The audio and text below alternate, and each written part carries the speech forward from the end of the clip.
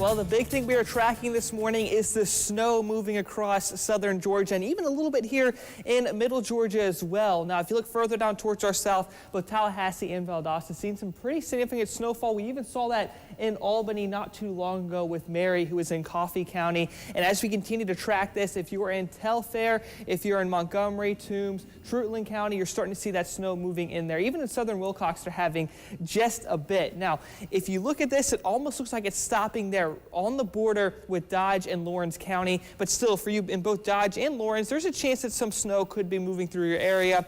But as you can see, it's not nearly going to be as heavy as what they're seeing further down towards the south. Okay, so let's kind of walk you through what to expect over the next couple hours, because this snow isn't going to last too much longer. The system has really sped on up since the earlier models this morning, and it's just showing that snow really sticking down into those three counties.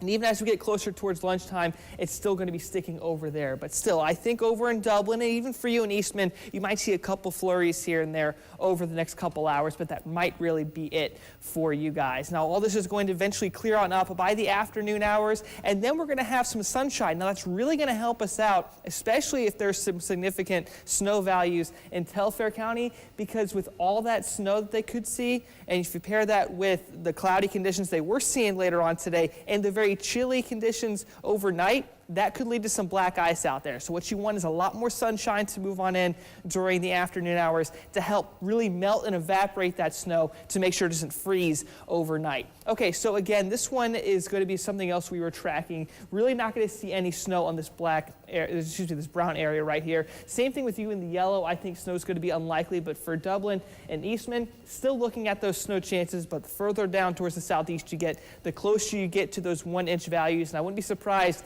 if a spot like McRae or even down there in Jacksonville sees about to an inch of snow for the day ahead. Okay, so as far as what we're looking at for today, this is the most amount of snow you're going to be able to see. So for you in Dublin, if you get lucky, you might see 1/4 of an inch of snow. But again, if you're down there in McRae or Jacksonville, that's where values could push 3 to 4 inches in some isolated areas. Again, this is potential snowfall, not necessarily what we're going to see. So this is going to be the most amount that we could possibly see during that time. Now, this is going to be our only day for snow. After this, we're going to be very dry all the way into the weekend. And the only spot where we're going to see the snow is down where I was pointing out before. Now, whenever it comes to the system, we were looking at snow. There was a slight chance of sleet, but again, black ice is still going to be something to look out for overnight tonight into early tomorrow morning, especially for those of us that are going to have our temperatures falling very quickly after we reach a high temperature of 42 later on today. One other thing I want to point out is that those temperatures below